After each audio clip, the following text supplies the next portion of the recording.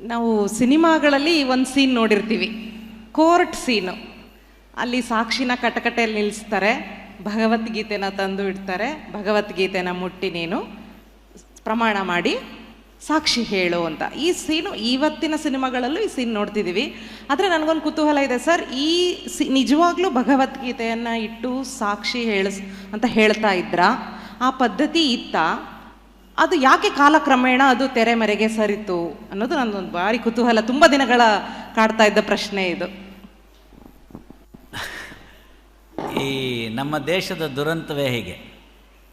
ನ್ಯಾಯಾಲಯಗಳನ್ನ ಸಿನಿಮಾಗಳಲ್ಲಿ, ನಾಟಕಗಳಲ್ಲಿ ಚಿತ್ರಿಸಿದ ರೀತಿ ತಪ್ಪು. ಎರಡನೇದು, ಪೊಲೀಸು ನಮಗೆ ರಕ್ಷಣೆಗೆ ಬೇಕಾಗಿರೋರು, ಅವರನ್ನು ಚಿತ್ರಿಸಿದ ವಿಚಾರಗಳು ತಪ್ಪು. ಧರ್ಮವನ್ನು, ಅದು ವಿಶೇಷವಾಗಿ ಈ ದೇಶದ ಬಹುಜನರ ಧರ್ಮವನ್ನು ಕೀಳಾಗಿ ಕಂಡಿದ್ದು ಇನ್ನೂ ತಪ್ಪು. ಅದನ್ನು ಅವರು ಉನ್ನತೀಕರಿಸ್ತೀವಿ ಅಂತ ಹೋಗಿ ಇಲ್ಲದೇ ಇರೋ ಪ್ರಕ್ರಿಯೆಯನ್ನು ಜನರಿಗೆ ತೋರಿಸಿ ಅದರ ತಪ್ಪಭಿಪ್ರಾಯ ಹಾಕಿದ್ದು ಮತ್ತೊಂದು ತಪ್ಪು. ನನಗೆ ತಿಳಿದ ಮಟ್ಟಿಗೆ ನಮ್ಮ ತಂದೆಯವರು ಕೂಡ ಈಗ ಅವ್ರಿಗೆ 90 ವರ್ಷ, 89 ಮುಗೀತು. ಅವರೊಂದು 60 ವರ್ಷ ನ್ಯಾಯವಾದಿಗಳಾಗಿ ಕೆಲಸ ಮಾಡಿದ್ದರು. ನಾನೇ ಈಗ ಬರಬೇಡ ಅಂದಿದ್ದರಿಂದ ಅವ್ರು ಬಿಟ್ಟಿದ್ದಾರೆ. ನಮ್ಮ ಈ ಒಂದು ಅನುಭವದ ಮಾತಿನಲ್ಲಿ ಹೇಳೋದಾದರೆ, ಈ ಭಗವದ್ಗೀತೆ ಮೇಲಿಟ್ಟು ಪ್ರಮಾಣ ಮಾಡಿಸಿ ಅಂತಕ್ಕಂಥ ಪದ್ಧತಿ ಇರಲಿಲ್ಲ. ಇದನ್ನು ಮೊದಲವಾಗಿ ತಿಳ್ಕೋಬೇಕು. ಅದು ಯಾಕೆ ಅಂತ ಹೇಳಿದ್ರೆ, ಸಂವಿಧಾನದಲ್ಲಿ ಎಲ್ಲ ಧರ್ಮಗಳನ್ನು ಕೂಡ ನೀವು ಅಷ್ಟೇ ಒಂದು ಸಮಾನತೆ ದೃಷ್ಟಿಯಿಂದ ಇಟ್ಕೊಂಡು ನೋಡಬೇಕು, ಗೌರವಿಸಬೇಕು ಅಂತ ಹೇಳಿದರೆ, ಅದರ ಬಗ್ಗೆ ಭಗವದ್ಗೀತೆಯಲ್ಲಿ ಕೃಷ್ಣನೇ ಹೇಳ್ತಾನೆ. ಹಾಗಾದರೆ ಏನಾಯಿತು ಅಂತಂದರೆ, ಯುಕ್ತ ಕಾನೂನಿನ ಪ್ರಕ್ರಿಯೆ ಅಂತ ಒಂದು ಬರುತ್ತೆ. ಅಂದರೆ ರೈಟ್ ಜಸ್ಟಿಸ್ ಡಿಸ್ಪೆನ್ಸೇಷನ್ ಸಿಸ್ಟಮ್ ಅಂತ. ಇದೊಂದು ಕಾನೂನಿನ ಕ್ಲಿಷ್ಟವಾಗಿರ್ತಕ್ಕಂಥ ವಿಚಾರ. ಇದರದೊಂದು ಬಂತು ಪ್ರಶ್ನೆ ಸುಪ್ರೀಂ ಕೋರ್ಟ್ ಮುಂದೆ. ಅಲ್ಲೇನು ಅಂತಂದರೆ, ಕೇಸು ಹೇಳಿರ್ತೀನಿ, ಯಾರು ಆಸಕ್ತಿ ಇರ್ತಾರೋ ಅವ್ರು ತಿಳ್ಕೊಬೋದು. ಗಾಯತ್ರಿ ವರ್ಸಸ್ ಗಿರೀಶ್ ಅಂತ ಒಂದು ಪ್ರಕರಣ ಬಂತು. ಗಾಯತ್ರಿ ವರ್ಸಸ್ ಗಿರೀಶ್ ಅಂತ. ಅದರಲ್ಲಿ AR 2016 SC 3559 ಅಂತ, ಯಾರು ನಮ್ಮ ಸ್ನೇಹಿತರಿದ್ದಾರೆ ಅವ್ರು ಬರ್ಕೋಬೋದು. ಇದರಲ್ಲಿ ಅದನ್ನು ಹೇಳೋ ಅಂಥ ಸಂದರ್ಭ ಬಂದಾಗ, ಉತ್ತಿಷ್ಟ ಜಾಗ್ರತ ಅಂತ ಒಂದು ನಮ್ಮ ಭಗವದ್ಗೀತೆ ಶ್ಲೋಕ. ಇದು ಎಷ್ಟು ಪುರಾತನವಾದ ಗ್ರಂಥ, ಇವತ್ತಿಗೂ ಹೇಗೆ ಅಪ್ಲಿಕಬಲ್ ಅನ್ನೋದಕ್ಕೆ ನಾನು ಹೇಳ್ತಾ ಇದ್ದೀನಿ. ಉತ್ತಿಷ್ಟ ಜಾಗ್ರತ ಅಂತಂದರೆ, the law helps a diligent and not the negligent ಅಂತ ಒಂದು ಕಾನೂನು. ಹಕ್ಕುಗಳ ಬಗ್ಗೆ ಎಚ್ಚರಿಕೆಯಿಂದ ಇರಬೇಕು, ಅಂಥವನನ್ನು ಸಹಾಯ ಮಾಡುತ್ತೆ ಅಂತ. ಆ ಪ್ರಕರಣದಲ್ಲಿ ಸುಪ್ರೀಂ ಕೋರ್ಟ್ನವರು ಅದನ್ನು ಹೇಳ್ತಕ್ಕಂಥ ವಿಚಾರ ಬಂದಾಗ, ಈ ಉತ್ತಿಷ್ಟ ಜಾಗ್ರತ ಅಂತಕ್ಕಂಥ ಏನು ಭಗವದ್ಗೀತೆ ಭಾಗ ಇತ್ತು, ಅದನ್ನು ಉದ್ಧರಿಸಿ ಇದನ್ನು ತೀರ್ಮಾನ ಕೊಡ್ತಾರೆ. ಮೊದಲನೇದು. ಎರಡನೇದು, ಪಾವಿತ್ರತೆ ಕೇವಲ ಅದರ ಮೇಲೆ ಇಟ್ಟು ಸುಳ್ಳು ಹೇಳ್ತೀನಿ ಅಂತಂದರೆ ಅದಕ್ಕೆ ಪಾವಿತ್ರತೆಯೇ ಮರ್ತು ಹೋಗುತ್ತೆ. ಯಾಕೆ ನಮ್ಗೆ ಅದನ್ನಲ್ಲಿ ಜನಮಾನಸದಲ್ಲಿ ಅದು ಬಂದ್ಬಿಡ್ತು ಅಂತಂದರೆ, ಈಗಲೂ ಜನರಲ್ಲಿ ನಂಬಿಕೆ ಏನಿದೆ ಅಂದರೆ, ಭಗವದ್ಗೀತೆ ಮುಟ್ಟಿದವನು ಸುಳ್ಳು ಹೇಳಲ್ಲ ಅನ್ನೋ ಭಯ ಇದೆ.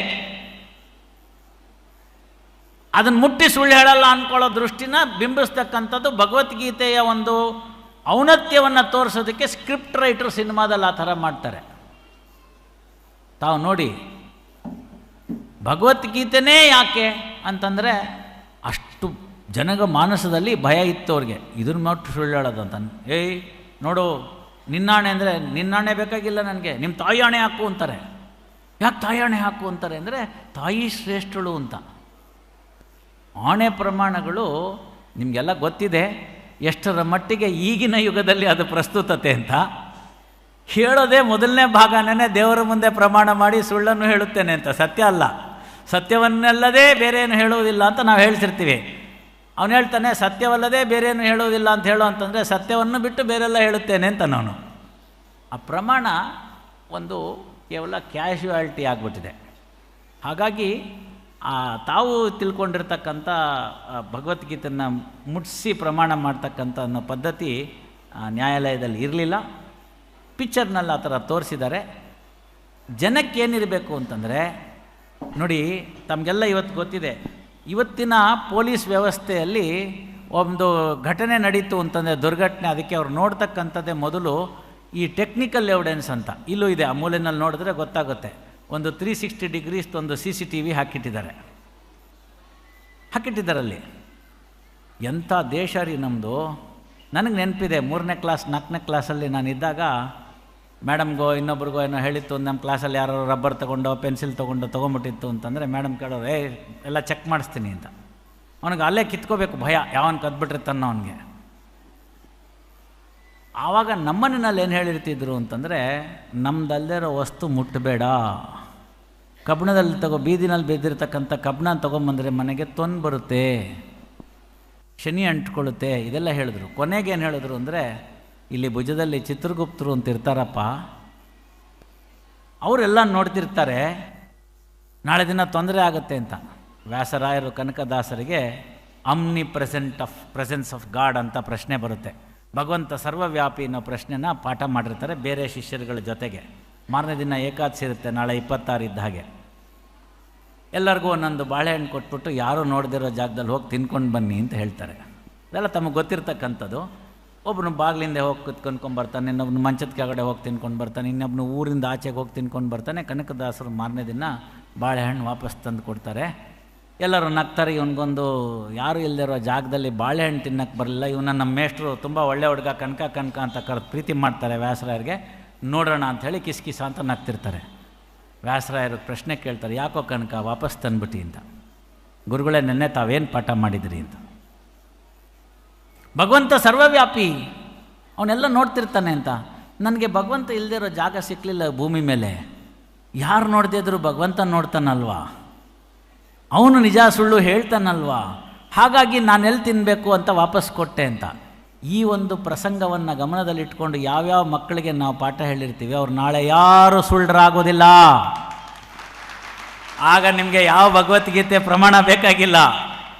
ಒಳಗಿರ್ತಕ್ಕಂಥ ಆಂತರ್ಯದಲ್ಲಿರ್ತಕ್ಕಂಥ CCTV ಯಾವುದು ಅಂದರೆ ಚಿತ್ರಗುಪ್ತರು. ಆ ಚಿತ್ರಗುಪ್ತರ ಮುಂದೆ ಎಲ್ಲ ಆಡಿಯೋ ವಿಷುವಲ್ ರೆಕಾರ್ಡ್ ಆಗಿರುತ್ತೆ. ಹಾಗೆ ಒಂದು ಪ್ರಜ್ಞೆ, ಅಂತಃಪ್ರಜ್ಞೆ ಬಂದುಬಿಟ್ರೆ ಒಳಗಿರ್ತಕ್ಕಂಥ ಅರ್ಜುನನ ಎಲ್ಲ ಅನುಮಾನಗಳು, ಅನುದಿನ ಅನುಕ್ಷಣ ಉಂಟಾಗ್ತಕ್ಕಂಥ ಪ್ರತಿ ಅನುಮಾನಗಳು ಕೂಡ ನಿವಾರಣೆ ಆಗ್ತಾ ಹೋಗುತ್ತೆ. ಪ್ರತಿ ಕ್ಷಣದಲ್ಲಿ ಇದನ್ನು ಮಾಡಲಾ ಬೇಡವಾ, ಮಾಡಿದ್ರೆ ಅನುಕೂಲ ಏನೋ ಅನಾನುಕೂಲ ಏನೋ ಅಂತ. ಹ್ಯಾಮ್ಲೆಟ್ ಅಂತ ಒಂದು ನಾಟಕದಲ್ಲಿ ಶೇಕ್ಸ್ಪಿಯರ್ ಕೂಡ ಅದನ್ನೇ ಬರ್ತಾನೆ, to be or not to be ಅಂತ. ಆ ದ್ವಂದ್ವಗಳು ಬರ್ತಕ್ಕಂಥದ್ದು ಮನುಷ್ಯನಿಗೆ ಸಹಜ. ಯಾವಾಗ ನಮಗೆ ನಮ್ಮ ವಿಚಾರಗಳ ಬಗ್ಗೆ ಸ್ಪಷ್ಟತೆ ಇರುತ್ತೆ, ನಮ್ಮ ವಿಚಾರದ ಗುಣಾವಗುಣಗಳ ಬಗ್ಗೆ ಸ್ಪಷ್ಟತೆ ಇರುತ್ತೆ, ಭಗವಂತ ನಮಗೇನು ಕೊಟ್ಟಿದ್ದ ಅದು ನನಗೆ ಬಂದಿರತಕ್ಕಂಥ ಪ್ರಸಾದ ಅಂತ ನಾವು ಕಲ್ತ್ಕೋತೀವಿ. ಅವತ್ತಿನ ದಿವಸ ಆಸೆ ಒಳಗಡೆನೇ ಇರುತ್ತೆ ಲೈನು, ದುರಾಸೆ ಕಡೆಗೆ ಹೋಗಲ್ಲ. ದುರಾಸೆ ಕಡೆಗೆ ಹೋಗಲಿಲ್ಲ ಅಂದರೆ ಯಾವ ಪ್ರಮಾಣನೂ ಬೇಕಿಲ್ಲ. ಇದೇ ವಿಷಯದಲ್ಲಿ ಗಮನಕ್ಕೆ ಹಾಕ್ತೀನಿ ನೋಡಿ. ತಮಗೆಲ್ಲ ಮೊನ್ನೆ ಗೊತ್ತಿದೆ, ಒಂದು ಉತ್ತಮವಾಗಿರ್ತಕ್ಕಂಥ ಹೊಸದೊಂದು ಕಾರನ್ನ ತೆಗೆದುಕೊಂಡಂಥ ಒಬ್ಬ ವ್ಯಕ್ತಿ 6 ಜನ ಫ್ಯಾಮಿಲಿ ಸಮೇತ ಹೋಗಿದ್ದಾರೆ. ಒಂದು ಲಾರಿ ಅದರ ಮೇಲೆ ಬಿದ್ದು 6 ಜನ ಆ ರಸ್ತೆಯಲ್ಲಿ ತೀರ್ಕೊಂಡು ಹೋಗ್ಬಿಡ್ತಾರೆ. ಕಾರಣಾಂತರದಿಂದ ಆ ಲಾರಿ ಡ್ರೈವರ್ ಬದುಕ್ಬಿಟ್ಟಿದ್ದಾನೆ. ಯಾರೋ ಪ್ರಶ್ನೆ ಮಾಡ್ತಾರೆ ಹೋಗಿ ಆತನ್ನು. ಆಗ ಅವ್ನು ಕೊಡೋದು ಉತ್ತರ ಅಂದರೆ, ನಾನು ತುಂಬ ನೋವಲ್ಲಿದ್ದೀನಿ, ದಯವಿಟ್ಟು ಏನು ಪ್ರಶ್ನೆ ಕೇಳಬೇಡಿ ಅಂತ. ಪಾಪ ಪ್ರಜ್ಞೆ ಎಲ್ಲಿ ಸುಪ್ತವಾಗಿದೆ ನೋಡಿ. ಅವನಿಗನ್ಸುತ್ತೆ ಈಗ ಅಲ್ಲಿ ಏನು ಪ್ರಶ್ನೆ ಆಗಿದ್ದು. ಅವನು ಹೇಳ್ತಾನೆ, ಹಿಂದಿನಿಂದ ಒಂದು ಕಾರ್ ಬಂತು, ಅವನು ಅಡ್ಡಾದಿಡ್ಡಿಯಾಗಿ ಚಾಲನೆ ಮಾಡ್ದ, ಆ ಕಾರ್ ಮೇಲೆ ನಾನು ಹತ್ತಿಸ್ಬಿಡ್ತೀನಿ ಅನ್ನೋ ಪ್ರಜ್ಞೆಯಿಂದ ನಾನು ಬ್ರೇಕ್ ಹಾಕಿದೆ. ನನ್ನ ಗಾಡಿಯಲ್ಲಿ ತುಂಬ ಸಾಮಾನುಗಳಿತ್ತು, ಸರಂಜಾಮುಗಳು. ಫಿಸಿಕ್ಸ್ ಥಿಯರಿನಲ್ಲಿ ನಾನು ತಕ್ಷಣ ಬ್ರೇಕ್ ಹಾಕಿದ್ರಿಂದ ಆ ತೂಕದ ವಸ್ತುಗಳು ಆ ಗಾಡಿಯನ್ನು ನಿಲ್ಲಿಸೋಕ್ಕಾಗಲಿಲ್ಲ. ಮುಂದ್ಗಡೆಯಿಂದ ಬ್ರೇಕ್ ಇತ್ತು, ಹಿಂದ್ಗಡೆಯಿಂದ ತಳ್ತಾ ಇತ್ತು, ದಬ್ಬಾಕೋತು ಲಾರಿ. ದಬ್ಬಾಕೊಂದಿದ್ದು ಗ್ರಾಚಾರ ಪಕ್ಕಕ್ಕೆ ಬಿತ್ತು, ಅದ್ರ ಹಿಂದ್ಗಡೆ ಕಾರಿತ್ತು, ಹೋಗ್ಬಿಟ್ರು ಅಂತ. ಇಲ್ಲಿ ಆಸೆ ಏನು, ದುರಾಸೆ ಏನು, ಧಾವಂತ ಏನು, ನೀವೇ ನೋಡ್ಕೋಬೇಕಾಗಿರ್ತಕ್ಕಂಥದ್ದು. ಯಾವ ಚಿಕ್ಕ ಮಗು ಕೇಳಿದ್ರು ಹೇಳುತ್ತೆ, it is because of that fellow, that car fellow moving in a haphazard manner, overtaking the lorry and automatically this lorry had to put the brake ಅಂತಂದರೆ ಇದಕ್ಕೆ ಯಾರು ಜವಾಬ್ದಾರರಾದ್ರಿ? ಇದಕ್ಕೆ ಯಾರು ಪ್ರಮಾಣ ಬೇಕು? ಇದಕ್ಕೆ ಯಾವ ಪ್ರಮಾಣ ನೀವು ತೊಗೊಂಬಂದು ಹೇಳ್ತೀರಿ ನನ್ನ ತಪ್ಪಿಲ್ಲ ಅಂತ? ನೇರವಾಗಿ ತಪ್ಪಿಲ್ದಲ್ಲೇ ಇರ್ಬೋದು. 6 ಜನರ ಪ್ರಾಣಕ್ಕೆ ಕಾರಣವಾಗಿದ್ದು ಲಾರಿ ಬ್ರೇಕ್ ಹಾಕಿದ್ರಿಂದ. ಅವನು ಯಾಕೆ ಬ್ರೇಕ್ ಹಾಕ್ದ ಅಂತಂದರೆ ಇನ್ನೊಂದು ಕಾರ್ ಅಡ್ಡ ಬಂತು ಅಂತ ಹೇಳ್ತಾ ಇದ್ದಾನೆ. ಇಂಥ ವಿಚಾರಗಳನ್ನ ತೀರ್ಮಾನ ಮಾಡುವಾಗ ನಮಗೆ ಎಷ್ಟು ತೊಂದರೆ ಆಗಬೇಕು? ಹಾಗಾಗಿ ಅಲ್ಲಿ ಬರ್ತಕ್ಕಂಥದ್ದು ಪ್ರಮಾಣ ಅನ್ನೋದಕ್ಕಂಥದ್ದು ಅಂತಂದರೆ ಯಾರಿಗೆ ಅಂತಃಪ್ರಜ್ಞೆ. ಇವತ್ತು ನೋಡಿದ್ವಿ ನಾವು, ಎಷ್ಟೋ ಜನ ಆ ಕೋಟಿ ಗೀತವನ್ನು ಪಾಲ್ಗೊಂಡು ಸರ್ಟಿಫಿಕೇಟ್ನ ತೆಗೆದುಕೊಂಡು ಹೋದವರು. ನಿಮ್ಮಲ್ಲಿ ನಾನು ಒಂದು ವಿಚಾರವನ್ನು ಹೇಳೋದಕ್ಕೆ ಈ ಸಂದರ್ಭದಲ್ಲಿ ಇಷ್ಟಪಡ್ತೀನಿ. ಈ ವೇದಿಕೆ ಮುಖಾಂತರ ಇಂಥ ಒಂದು ಉತ್ತಮವಾದ ಕಾರ್ಯವನ್ನು, ಅವಕಾಶವನ್ನು ಗುರುಗಳು ಕೊಟ್ಟಿದ್ದಾರಲ್ಲ, ಅದಕ್ಕೆ ಒಂದು ಶ್ಲೋಕವನ್ನು ಯಾರಾದರೂ ಭಗವದ್ಗೀತೆಯನ್ನು, ಒಂದು ಶ್ಲೋಕ, 700 ಬೇಡ, ಪ್ರಕ್ಷಿಪ್ತವಾದ 701 ಹಿಡ್ಕೊಂಡ್ರೂ ಪರವಾಗಿಲ್ಲ, ಒಂದು ಶ್ಲೋಕವನ್ನು ಭಗವದ್ಗೀತೆಯನ್ನು ನಿಮ್ಮಲ್ಲಿರ್ತಕ್ಕಂಥ ಹಿರಿಯರು ನಿಮ್ಮ ಮಕ್ಕಳಿಗೆ ಕಳಿಸ್ಬಿಡಿ. ಅವ್ರು ಯಾರು ಮುಂದೆ ಆ ಕಾರ್ ಡ್ರೈವರು ಆಗಲ್ಲ, ಈ ಲಾರಿ ಡ್ರೈವರು ಆಗಲ್ಲ. ಅಷ್ಟು ಅಶ್ಯೂರೆನ್ಸ್ ನಾನು ಕೊಡ್ತೀನಿ. ಯಾಕೆ ಅಂದರೆ ಆ ಗ್ರಂಥದಲ್ಲಿ ಅಷ್ಟು ತಾಕತ್ತಿದೆ. ಒಂದು ಶ್ಲೋಕವನ್ನು ಕಲ್ತ್ಕೊಂಡ್ರೆ ಸಾಕು. ಅಷ್ಟು ನಮಗೆ ಆ ಕೃಷ್ಣ ಅದರಲ್ಲಿ ಹೇಳಿದ್ದಾನೆ. ಅದರಿಂದ ಪ್ರಮಾಣ ಯಾವಾಗ ಬೇಕಾಗುತ್ತೆ ಅಂತಂದರೆ, ಸುಳ್ಳು ಬರ್ತಾ ಇದೆ ಅನ್ನೋ ಪ್ರಮಾಣ ಬೇಕಾಗುತ್ತೆ. ಸುಳ್ಳು ಬರಬಾರ್ದು ಅನ್ನೋದಕ್ಕೆ ನಾವು ರೆಡಿ ಮಾಡ್ಕೊಂಬೋಣ. ತಮಗೆಲ್ಲ ತಿಳಿದಿದೆ, ಇಡೀ ರಾಷ್ಟ್ರ ನಾವೆಲ್ಲ ಪುಣ್ಯವಂತರು, ಇಲ್ಲಿರೋತಕ್ಕಂಥವರೆಲ್ಲ ಪುಣ್ಯವಂತರು, ಅತ್ಯಂತ ಪುಣ್ಯವಂತರು ರೀ. ಯಾಕೆ ಅಂತ ಕೇಳಿ, ನಾವೆಲ್ಲ ಬದುಕಿದ್ದೀವಿ. ನಮ್ಮ ಪಕ್ಕದ ಮನೆಯವರು ಹೋಗ್ಬಿಟ್ರು ಕೋವಿಡ್ನಲ್ಲಿ, ದೊಡ್ಡಮ್ಮ ತೀರ್ಕೊಂಡ್ಲು, ಚಿಕ್ಕಪ್ಪ ತೀರ್ಕೊಂಡ್ರು, ಸ್ನೇಹಿತ ತೀರ್ಕೊಂಡ, ಒಡನಾಡಿ ತೀರ್ಕೊಂಡ, ಕೋವಿಡ್ ಟ್ರೀಟ್ಮೆಂಟ್ ಮಾಡ್ತಿದ್ದಂಥ ಡಾಕ್ಟ್ರ್ ತೀರ್ಕೊಂಡ. ಭಗವಂತ ನಮ್ಮನ್ನೆಲ್ಲ ವಾಪಸ್ ಪುನಃ ಉಳಿಸಿದ್ದಾನೆ ಅಂದರೆ ಭಗವದ್ಗೀತೆ ಕೇಳಿ ಅಂತ ಉಳಿಸಿದ್ದಾನೆ. ಸೆಕೆಂಡ್ ಲೈಫಲ್ಲಾದರೂ ನಾವು ಸರಿ ಹೋಗಬೇಡವಾ? ಹಾಗಾಗಿ ಇಂತಹ ಒಂದು ವಿಚಾರಗಳನ್ನೆಲ್ಲ ಇನ್ನೊಂದು ಲೈಫ್ ನಮಗೆ ಕೊಟ್ಟಿರ್ತಕ್ಕಂಥ ಸಂದರ್ಭದಲ್ಲಿ ಒಂದು ಪ್ರತಿಜ್ಞೆ ಇವತ್ತು ಈ ರಾಜಾಂಗಣದಲ್ಲಿ ಮಾಡೋಣ. ಭಗವದ್ಗೀತೆಯಲ್ಲಿರ್ತಕ್ಕಂಥ ವಿಚಾರಗಳನ್ನ ಅನುಸರಿಸಿ ನಾನು ಜೀವನ ನಡೆಸ್ತೀನಿ ಅಂತ. ಬರುತ್ತೆ, ಪ್ರತಿಯೊಬ್ಬರಿಗೂ ಕಷ್ಟ ಬಂದಿದೆ. ಸತ್ಯ ಹರಿಶ್ಚಂದ್ರನಿಗೆ ಬಿಡ್ತಾ ಕಷ್ಟ. ಹೆಂಡತಿ ಮಾರ್ಬಿಡ್ತಾನೆ, ಮಗ ಮಾರ್ಬಿಡ್ತಾನೆ, ಲೋಹಿತಾಶ್ವ ಹಾವು ಕಚ್ಚಿ ಸತ್ತೋಗ್ತಾನೆ. ಚಂದ್ರಮತಿ ಆ ಹೆಣನ ಇಟ್ಕೊಂಡು ವಾಪಸ್ ಬರ್ತಾನೆ ಹರಿಶ್ಚಂದ್ರನ ಹತ್ರ. ಅಪ್ಪ, ನಿನ್ನ ಮಗು ತೀರ್ಕೊಂಡು ಹೋಗ್ಬಿಟ್ಟಿದೆ, ಇಲ್ಲಿ ನಾನು ಅದನ್ನು ದಫನ್ ಮಾಡಬೇಕು, ಒಂಚೂರು ಜಾಗ ಕೊಡು ಸ್ಮಶಾನದಲ್ಲಿ ಅಂತಂದರೆ ಸತ್ಯ ಹರಿಶ್ಚಂದ್ರ ಹೇಳ್ತಾನೆ, ನೋಡು, ಇಲ್ಲಿ ಸತ್ತಿರ್ತಕ್ಕಂಥದ್ದು ನಿನ್ನ ಮಗ, ಅದನ್ನು ನೀನು ಕ್ಷಣವನ್ನು ಈ ಸ್ಮಶಾನದಲ್ಲಿ ಹೂಳೋದಕ್ಕೆ ಬಂದಿದ್ಯಾ.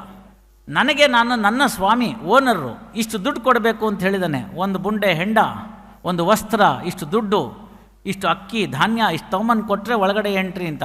ನಾನೀಗ ಅವನ ದಾಸ, ಸ್ವಾಮಿ ಹೇಳಿದ್ದನ್ನು ನಾನು ಕೇಳ್ತೀನಿ.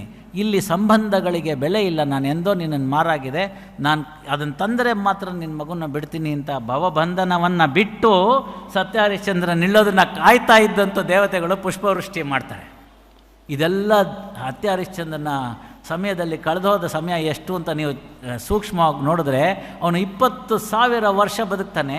ಈ ಕಷ್ಟ ಕೋಟೆಗಳೆಲ್ಲ ಬಂದಿದ್ದೆಲ್ಲ ಕೇವಲ 2 ವರ್ಷ. 2 ವರ್ಷದಲ್ಲಿ ಇಷ್ಟೆಲ್ಲ ಅವ್ರನ್ನ ಪರೀಕ್ಷೆಗೆ ಒಳಪಡಿಸ್ತಂಥದ್ದಕ್ಕೆ ಅಂಥ ಸತ್ಯ ಹರಿಶ್ಚಂದ್ರನಿಗೆ ಇಂಥದ್ದೆಲ್ಲ ತೊಂದರೆಗಳನ್ನ ತಂದೊಡ್ಡಿದ್ದಂಥ ಭಗವಂತ ನಮಗೆ ತಂದೊಡಲ್ವಾ?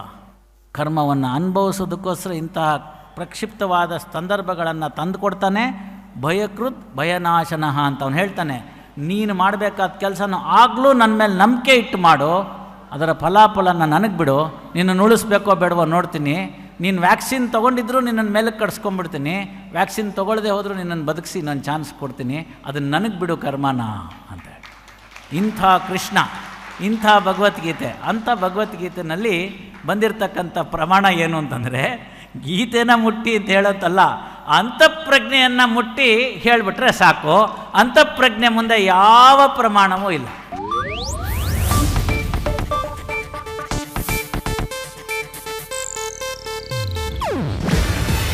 ಇದು ಏಷ್ಯಾನೆಟ್ ನ್ಯೂಸ್ ನೆಟ್ವರ್ಕ್ ಪ್ರಸ್ತುತಿ. ನೀವು ನೋಡ್ತಿದ್ದೀರಾ ಏಷ್ಯಾನೆಟ್ ಸುವರ್ಣ ನ್ಯೂಸ್.